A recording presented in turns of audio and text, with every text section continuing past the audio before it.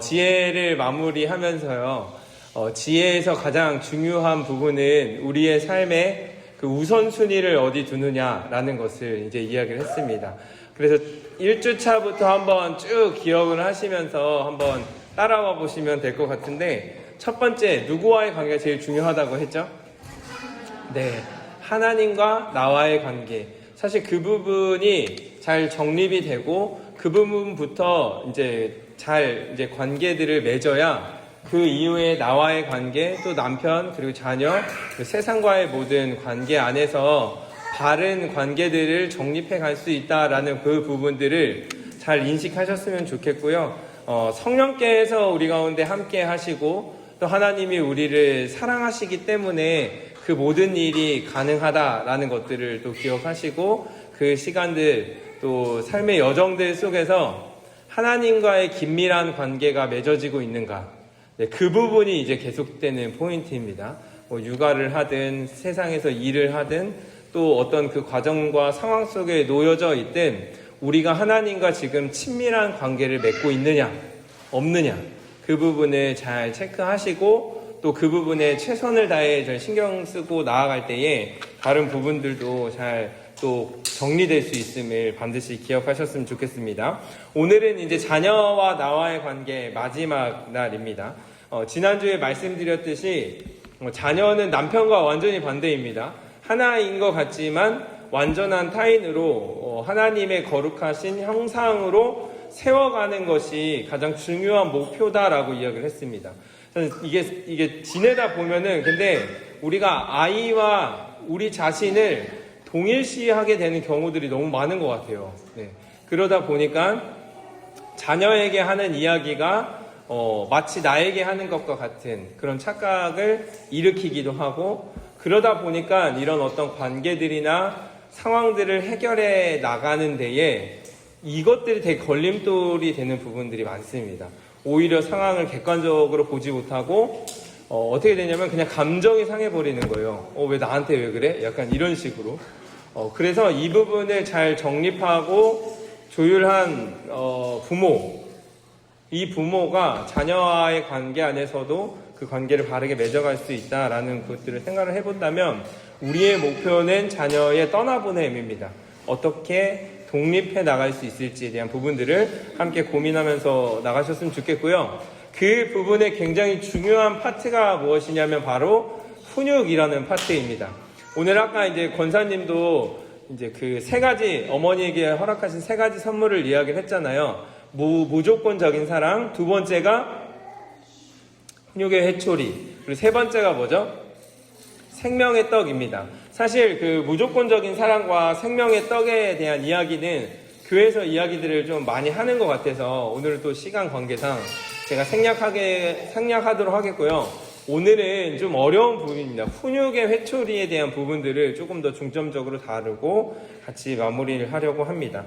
이 훈육이라는 단어를 영어로 보시면 아시겠지만 훈육이라는 것은 제자 삼는다라는 단어와 어원을 같이 합니다. disciples가 제자잖아요. 그래서 이 훈육이라는 것은 바른 방향을 세워주는 것을 의미합니다. 그래서 하나님의 사람으로 우리가 어떻게 이제 살아갈 수 있을지에 대한 부분들을 알려주는 모든 과정을 훈육이다라고 이제 생각을 하시면 될 것 같습니다.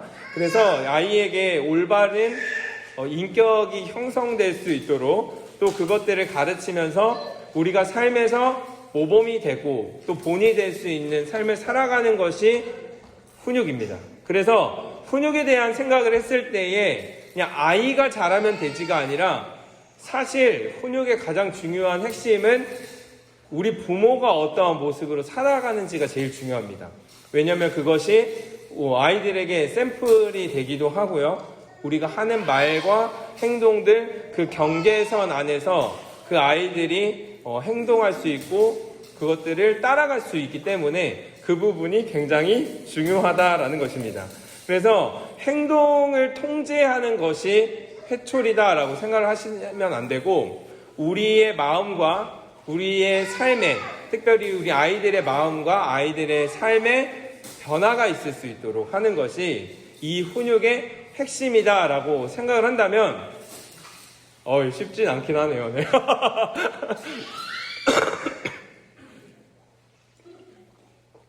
네. 그래도 우리는 집중할 수 있어요. 그죠? 그것이 우리의 목적이라고 한다면요. 아이들이 행동을 조금 수정했다고 해서 거기서 만족하시면 안 됩니다. 왜냐하면 다양한 이유로 인하여 아이들이 그 행동을 하지 않을 수 있거든요. 그런데 우리가 그렇게 훈육을 했기 때문에 아이들이 그렇게 살아갈 것이다 라고 착각을 할 수도 있거든요. 이 마음에 삶의 진정한 변화가 있는지를 확인을 하는 것이 굉장히 중요한데, 그 상황들 속에서 성령님의 일하심을 우리가 간과해서는 절대로 안 됩니다. 성령께서 우리 아이들의 삶을, 우리 아이들의 마음을 어떻게 이렇게 바꿔가시는지를 긴밀하게 분별하고 그 안에서 성령과 함께 발맞춰 나갈 수 있는 것, 그것이 결국에 이 훈육에서 핵심이다라는 그 부분을 말씀드리고 싶고요. 성령의 일하심에 민감하게 반응하기 위해서는 그렇기 때문에 기도를 하면서 해야 됩니다. 제가 왜냐하면 이 부분을 생각을 해보면 하이미를 훈육을 할 때에 기도를 해본 적이 있나? 거의 없어요. 그러니까 훈육은 또 어떻게 보면은 내가 하는 거지라는 생각이 있어요. 내가 가진 기준, 내가 가진 조건 안에서 아이들을 훈육해야지라는 생각을 하다 보니 또 기도하지 않더라고요. 내가 하나님 지혜로운 마음과 지혜로운 생각과 지혜로운 말로 아이들을 훈육할 수 있도록 해주세요. 그럴 때에 성령께서 역사하여 주셔서 그 아이들의 마음을 변화시켜 주십시오라는 기도를 해본 적이 없더라고요. 그래서 이 부분이 굉장히 중요하구나. 우리가 놓칠 수 있는 한 가지 또 포인트지 않을까라는 생각들을 하면서 마음의 변화가 있기 위해서는 성령의 일하심이 반드시 중요하다. 어떤 조건과 상황에 맞게 전문가의 조언에 맞게 훈육을 한다고 해서 그 아이가 반드시 바뀌는 것은 아니다. 그렇다면 성령의 일하심을 우리가 어떻게 구하며 나아가야 할지에 대한 부분들을 함께 고민할 수 있어야 한다라는 것이고요.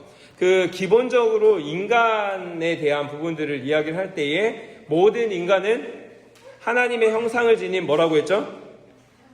타락한 존재라는 이 두 가지의 측면이 함께 간다라는 사실을 반드시 인식하셔야 합니다.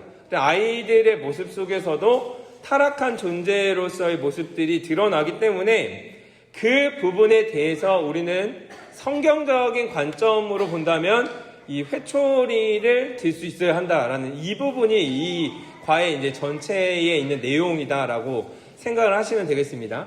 이 회초리라는 것은 단순히 어떤 물리적인 매를 가지고 와서 때린다라는 것을 의미하기도 하겠지만 아이가 죄를 짓고 있는 방향으로 나아갔을 때에 그것을 하지 못하도록 막는 것, 그 길을 막아주는 것 자체가 회초리의 역할이다라고 생각을 하시면 되겠고요. 그것이 부모가 해야 하는 부분이다라는 것들을 생각을 해본다면 우리가 이 훈육에 대한 부분들을 절대로 간과해서는 안 됩니다.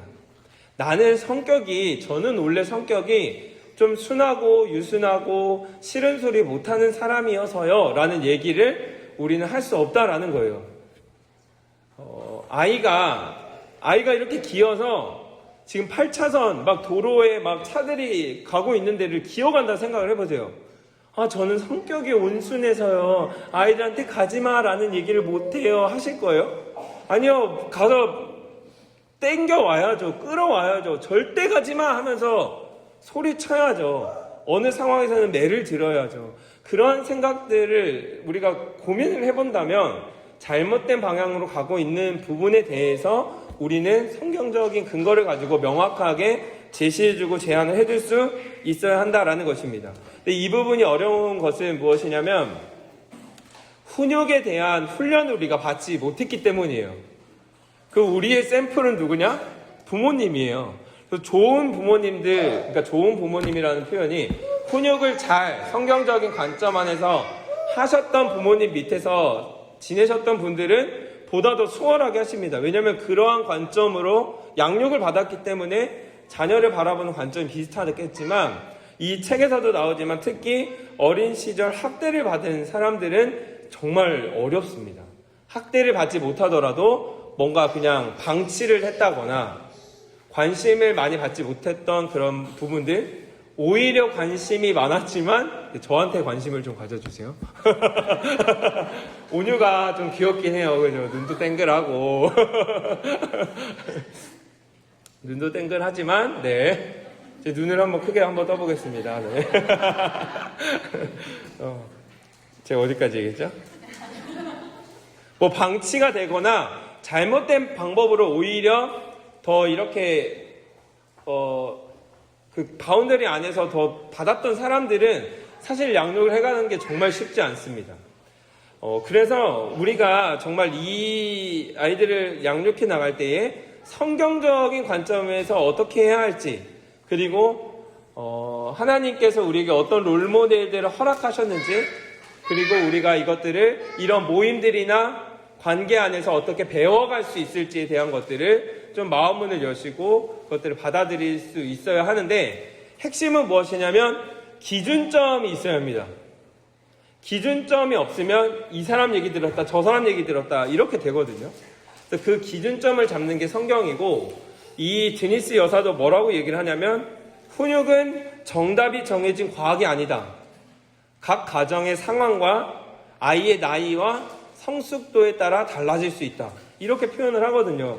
저는 그게 정답인 것 같아요. 그래서 이 부분 기준을 명확히 잡아서 그 각 아이의 성향에 따라서, 나이에 따라서 그것들을 어떻게 우리가 맞춰갈 수 있을지에 대한 부분들을 함께 고민해 가시는 것이 굉장히 중요하겠다 생각이 듭니다. 완벽한 부모는 없다. 제가 지난번에 한번 소개했던 책인데, 이 책에서 제가 굉장히 인사이트 있었던 부분이 뭐였냐면, 자녀를 변화시키기 위해서 부모들이 주로 사용하는 3가지 통제 수단이다 하면서 이 3가지를 얘기를 합니다. 뭐냐면 두려움, 수치심, 보상이에요. 근데 제가 이걸 글을 읽고 나서 제 양육에 이 하이미를 통제하는 수단들을 살펴보니까 벗어나지 않아요. 일단 1번 두려움을 조장합니다. 어떻게 두려움을 조장할까요? 너 이거 안 해? 밥 안 준다. 너 이거 안 해? 나 간다. 저도 이제 하이미한테 너 이거 빨리 안 하면 오늘 플레이스쿨 먹고 아빠 갈 거야. 뭐 알아서 와. 막 이런 약간 어떻게 보면 굉장히 유치한 이야기들로 아이들 막 겁박합니다. 오히려 이제 아이들이 크면은 막 힘과 무서운 표정과 이런 것들로 아이들을 이제 위협하죠. 위협하면 사람은 두려움을 느끼게 돼 있고 그 두려움 때문에 무언가를 하게 됩니다. 근데 이것이 과연 복음적인가? 예수님이, 하나님이 우리에게 두려움을 조장하여 우리의 마음을 변화시켰나? 생각해보면 그렇지 않다라는 겁니다. 너 이거 안 하면 지옥 가? 사실 이건 진짜 절반짜리 복음이거든요. 그 복음 안에서의 영화로움과 영광스러움에 대한 것들을 마음껏 누리고 설명했을 때에 우리는 그것들을 열망하며 갈망하며 따라 나가는 게 복음이거든요. 그런데 이 두려움을 조장하여 아이들을 움직이고자 하는 우리의 마음의 그 중심을 한번 다시 되돌아볼 수 있어야 한다는 거고, 두 번째는 수치심입니다. 아이고 너가 그럴 줄 알았어 이거. 아유 엄마는 너가 그 약속 못 지킬 줄 알았어. 이러면 이제 아니라고 내가 지킨다고 하면서 막 그렇게 바뀌는 부분들이 있잖아요. 생각보다 이 수치심의 방법들을 많이 사용합니다. 제가 많이 사용한다고요. 여기 계신 분들 말고. 되게 유치해요. 제가 제 모습을 봐도. 막 그런 이야기들. 세 번째는 보상이에요. 이거 하면 이거 해줄게. 이렇게 하면 너가 이렇게 하면 내가 이거 해줄게. 그러면 아이들은 미친 듯이 해요. 근데 그때뿐입니다. 근데 생각보다 두려움과 수치심과 보상이라는 이 3가지 수단을요, 사람과의 관계에서도 정말 많이 사용을 합니다. 뭐 회사 안에서도 돈의 논리로 두려움을 조장하죠. 너네 회사 이거 안 해줘? 그럼 우리가 이거 끊어버릴 거야? 그냥 막아버릴 거야? 두려움이에요. 두려우니까 그 회사가 막 바꿔가지고 조건 다 맞춰주고 이렇게 하는 거거든요.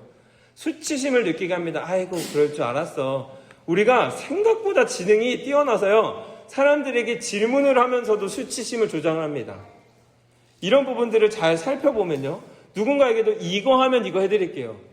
제가 당신이 생일 선물 주면 저도 생일 선물 줄게요. 뭐 해주면 이렇게 해줄게요. 이런 관점들로 사람들을 통제하고 변화시키려고 하는데요, 이러한 방법은 복음적인 방법이 아니다라는 겁니다. 다 동일하게 생각해 보세요. 예수님이 아이고 너 그럴 줄 알았어. 내가 그래서 너 구원 안 해준 거야. 이 방법 사용하지 않으셨고요. 너가 나한테 이만큼 해주면 내가 너 구원해 줄게. 보상의 방법도 사용하지 않았습니다. 그렇다면 우리가 주로 사용하는 두려움, 수치심, 보상에서 벗어날 수 있는 방법이 무엇일까? 그렇다고 모든 이 두려움과 수치심과 보상의 내용들이 다 나쁘다라는 게 아닙니다. 우리는 이 방법이 전부인 것처럼 그것들을 활용을 하는 것이 문제다라는 거예요. 분명히 보상의 내용들이 긍정적인 방향으로 나아갈 수도 있고요. 우리는 수치심을 느껴야, 죄에 대한 수치심을 느껴야 하거든요. 그래야 우리는 죄에서 돌이킬 수 있거든요.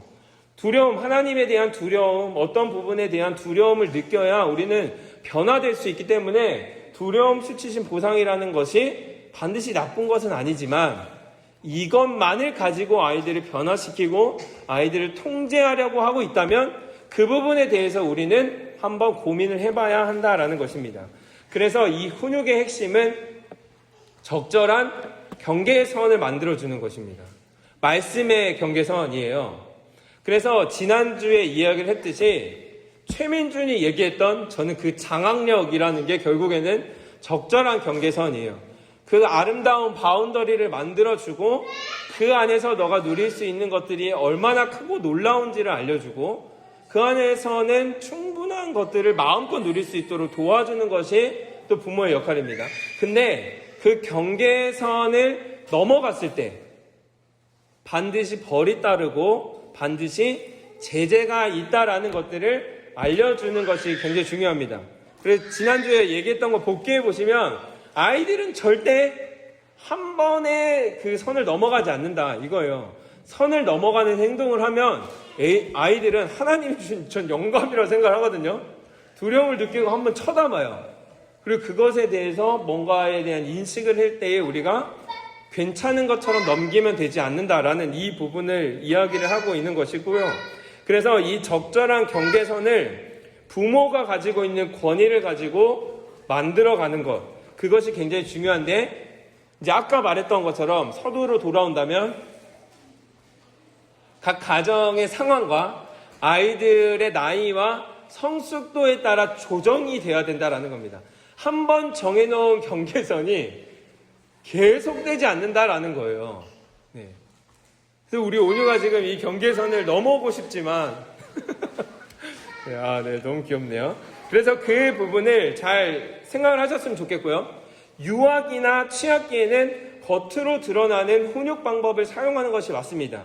그래서 성경 안에서도 이야기를 하는 것이 매를 들라, 회초리를 들라라고 이야기를 하고 있거든요. 그래서 그 경계선을 명확하게 지어주는 것이 굉장히 중요하고 청소년 시기에는 우리의 훈육법이 다시금 검토되어야 한다라는 이 부분, 이게 청소년이 어떻게 측정이 돼야 되냐면 대한민국 사회에서는 지금 초등학교 고학년으로 넘어왔습니다.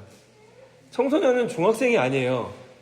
빠른 아이들은 4학년, 5학년, 6학년. 이게 제가 판단할 수 있는 판단 기준은 뭐냐면 눈빛이 뒤집어집니다. 그럼 얘는 온 거예요. 얘는 온 거예요. 이게 보여요. 이 부분은 보이더라고요. 그 눈빛으로 저는 좀 판단을 하는데 그게 빠른 아이들은 4학년 때부터 오더라고요. 그래서 그 부분을 잘 판단을 해서 청소년기에는 아이들이 내면의 자기 통제력을 발휘할 수 있도록 스스로 순종하게 할 수 있도록 도와주는 것이 핵심입니다. 아이 말이 쉽지 뭐 스스로 통제하는 게 어떻게 쉽냐.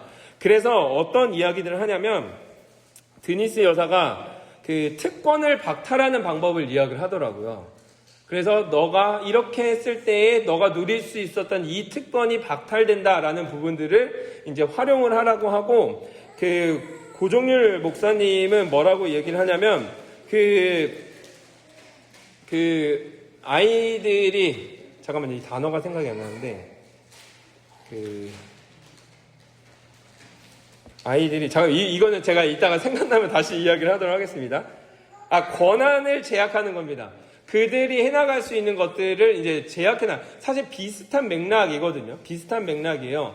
이제 너가 누릴 수 있는 것들을 하나씩 제약을 두겠다라는 것들을 통해서 아이들이 스스로 그것들을 변화시켜 나갈 수 있도록 해나가는 것이 중요하다라고 이야기를 하고, 그 결과의 회초리라는 표현을 드니스 여사는 쓰는데 어떤 얘기냐면 어떠한 상황에 따른 그 결과를 본인이 다 책임질 수 있도록 그 상황에서 구해주지 마라 라고 표현을 하더라고요.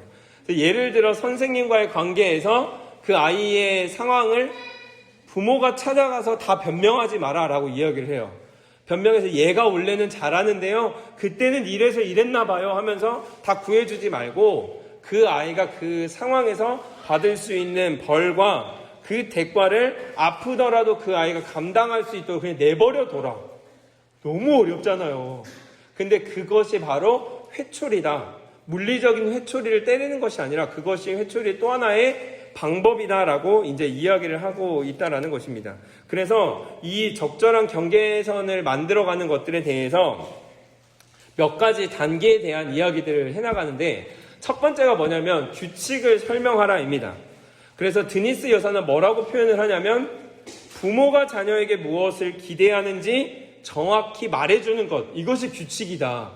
저는 규칙하면 이건 지키고 저건 이건 하지 마 이런 걸로만 생각을 했는데 규칙을 부모가 자녀에게 무엇을 기대하고 있는지를 정확히 말해주는 것이라는 표현이 전 되게 많이 와닿았어요.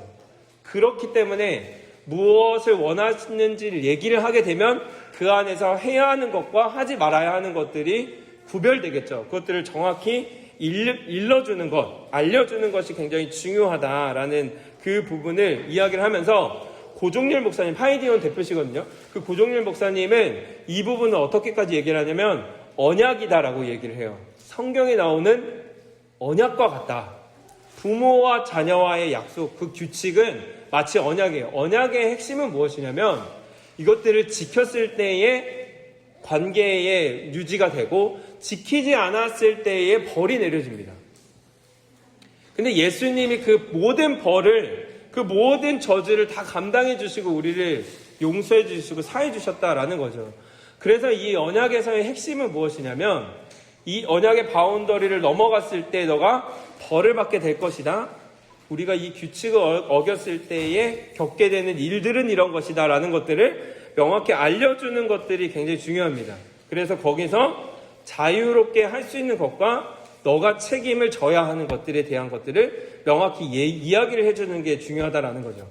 이 부분을 제가 생각해보면서 사역을 제가 유년부도 해보고 고등부도 해보면서 느낀 게 뭐냐면 생각보다 우리가 이야기를 잘 안 해줘요, 애들한테.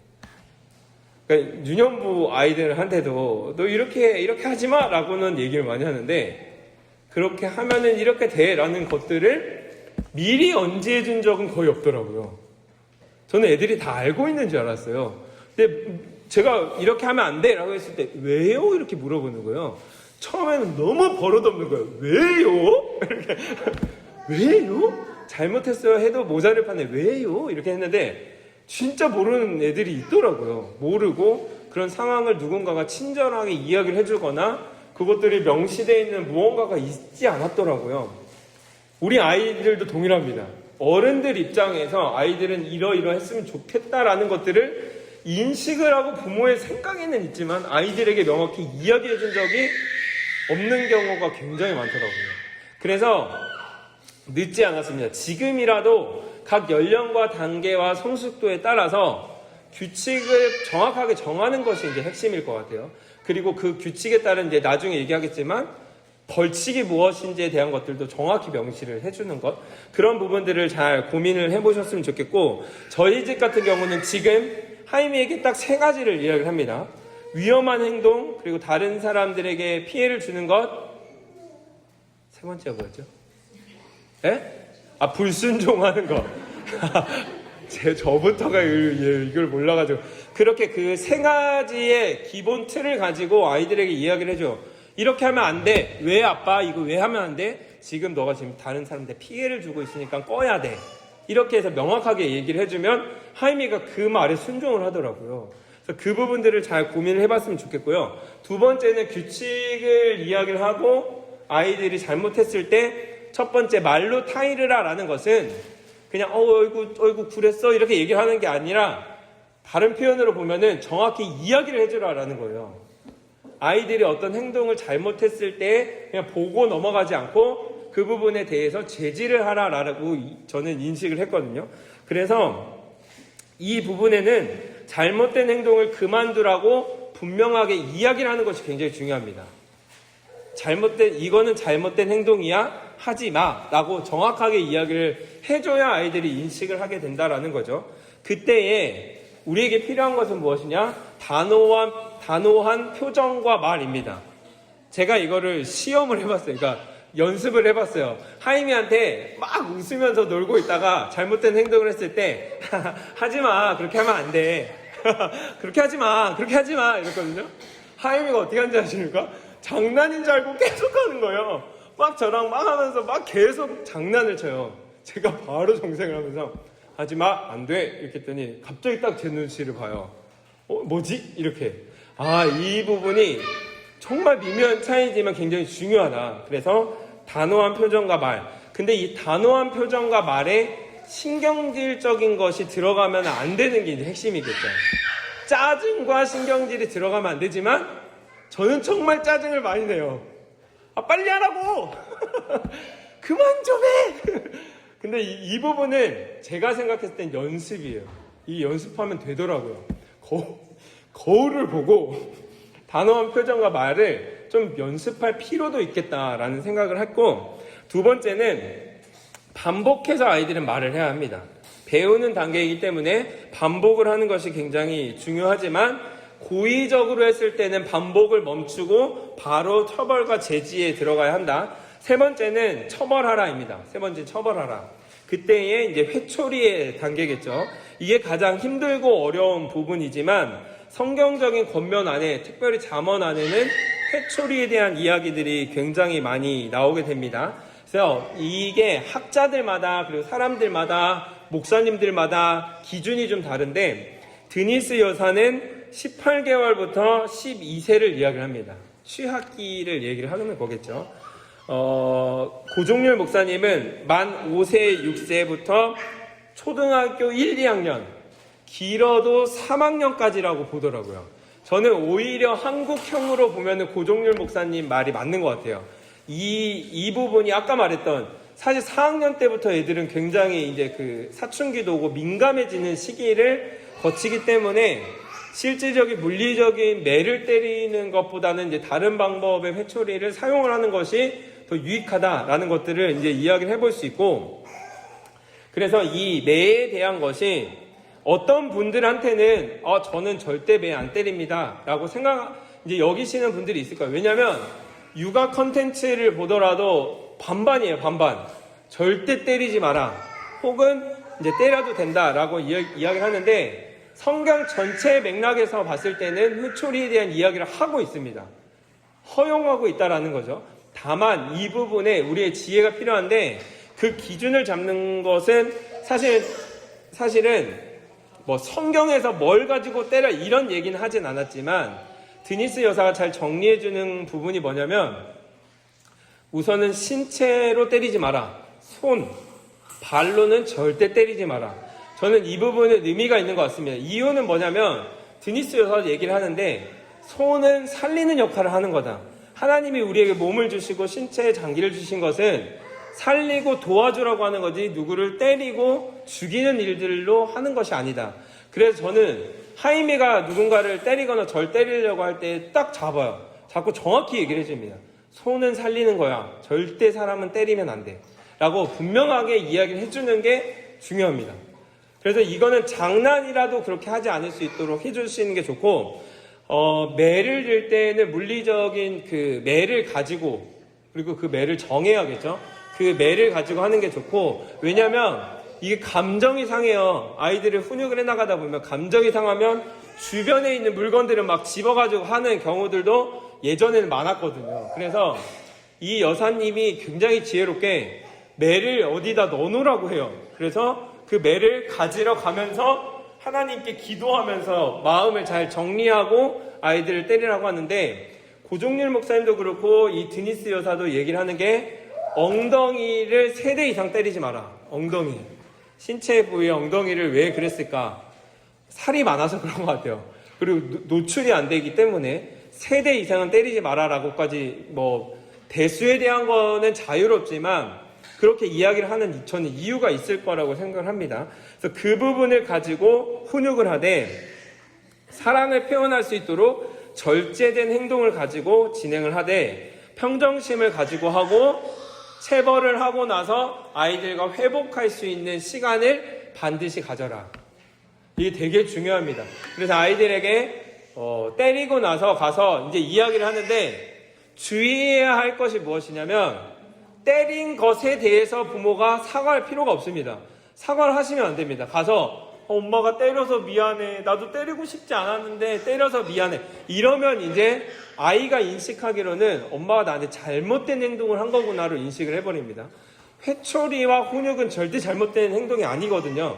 근데 가서 미안하다라고 이야기를 하면 안 되고 야 그래도 너가 이런 거 잘하잖아 저런 거 잘하잖아 하면서 못한 것이 아니라 잘한 것들을 막 또 이야기를 하면서 아이들을 그렇게 이렇게 해줄 필요가 없다라는 겁니다.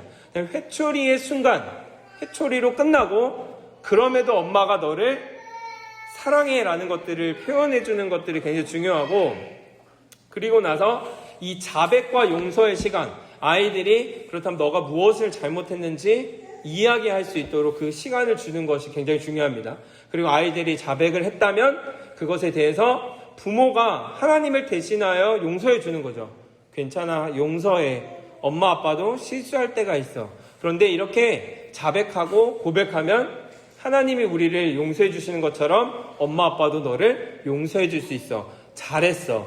이거는 정말 멋진 거야. 하고 이제 이야기를 해주면서 마무리를 해줄 수 있어야 한다라는 겁니다. 네. 이러한 단계들을 가지고 갈 때에 잘못을 바로잡는 것은 결국 그 징계, 그러니까 그 행동에 대한 벌이 무엇인지를 알려주면서 그리고 정확하게 어떤 것들이 잘못되었고 어떤 방향으로 나가야 하는지에 대한 것까지 이야기를 해주시면은 되는 것입니다. 이 부분을 저희가 잘 좀 고민하면서 좀 정리를 했으면 좋겠어요. 이게 왜냐면 그냥 오늘 우리가 해야 하는 일들이기 때문입니다. 당장 지금 이제 이거 끝나고도 이제 애들이랑 이 실기가 시작될 것이며 집에서 매일매일의 삶 속에서 이 부분이 지난주에 이야기했던 거룩한 예배로서 주님께 올려지지 않는다면 훈육을 할 때는 잘못된 어떻게 보면은 방법 복음과 떨어져 있는 방법들로 이것들이 진행이 되고 또 가가지고 애들한테 사랑한다 그러고 엄마는 이거 책에 있어요. 책에 있어요. 막 엄마는 사랑한다 그러고 이렇게 하면은 애들은 여기서 혼동이 오는 거예요. 이 엄마가 나를 왜 이렇게 그러지? 막 훈육할 때는 막 감정 막 다 드러내놓고 막 그렇게 해놓고 또 와가지고 막 그렇게 하고 이 이중적인 모습들을 좁혀가는 게 저는 핵심이라고 생각을 해요. 하나님의 형상이라는 게 사실 별거 없거든요. 그냥 하나님이 원하시는 방향과 방법 안에서 잘못되었던 것들을 하나씩 수정해 가는 것이거든요. 근데 훈육에 대한 법은 정말 많이 안 알려줍니다. 그리고 이게 너무 생각이 다양하고 막 많다 보니까 네 생각이 맞고 저 생각이 맞고 막 이렇게 돼버리는 기준이 없어지거든요. 그 기준은 성경 안에서 찾는 것이 맞고 성경 안에서도 그렇지만 구체적으로는 얘기하고 있지 않기 때문에 성경 전체적인 맥락으로 정리를 한 거예요. 그 전체적인 맥락 안에서 아이들을 사랑하는 마음으로 하되 잘못된 방향에서는 회초리를 들 수 있다. 근데 그 회초리를 드는 방법과 과정들 속에서 예수님이 우리를 용서하셨던 것처럼 자백하고 고백할 때 용서할 수 있어야 하며 그리고 그 과정 속에 신체를 하나님이 주신 이유와 목적은 때리는 데 있지 않고 살리는 데 있다. 그렇다면 매를 정확히 들고 정확한 개수 이런 것들을 그 안에서의 내 나름의 정리를 해나가고 진행을 하시면 될 것 같습니다. 궁금한 것들이 있으면 나중에 저랑 함께 좀 더 많은 이야기들, 더 좋은 자료가 있으면 저한테도 좀 알려주셔서 저도 좀 배워갈 수 있는 그런 시간들이 됐으면 좋겠습니다. 이렇게 해서 전체 이제 내용이 마무리가 되겠습니다. 저희가 사실 이 오늘 내용은 할 말이 정말 많았지만 내용들이 이렇게 좀 정리가 되니까 혹시나 과제를 못 하셨던 분들은 이 부분은 한번 꼭 묵상을 해보세요. 전 진짜 큰 도움이 될 거라고 확신을 합니다. 근데 이 부분은 매일매일 묵상 못 하셨으면 그냥 개인적으로라도 좀 묵상을 하시면 도움을 많이 받을 수 있는 내용들과 부분들이 있으니까 함께 그렇게 하도록 하겠습니다. 그러면 8주간에 있는 내용들을 받은 은혜들을 저만 나눌 수는 없으니까 같이 간증을 듣는 시간을 갖도록 하겠습니다.